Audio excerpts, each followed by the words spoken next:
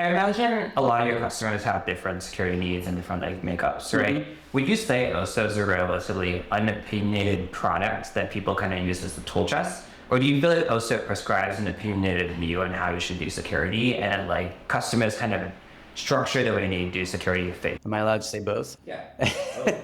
I think it's a combination of both. Like we try as much as possible to provide good default opinions inside the product because no one got out of bed to work on authorization except for us. So no one wants to be like, ooh, let me dig in and let me figure this out. For the most part, people are they have a job to do and they're trying to get that job done. So we want to accelerate that wherever possible by providing opinions. An example of what that looks like is like, we have this DSL for describing authorization logic. It's called Polar. You can write some extremely complex and powerful rules using Polar.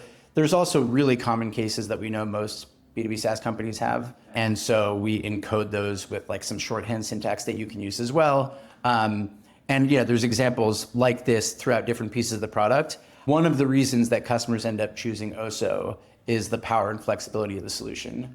And one of the reasons why that's so important is because authorization is so deeply embedded inside the app. So you think about some of these other things you might buy as a service, and there could be like a really clear boundary between whatever, the compute you're buying from Amazon and all your application code. The same does not exist in the world of authorization. And so everything tends to be much more like tightly enmeshed. And so for that reason, I think customers have really gravitated towards the flexibility.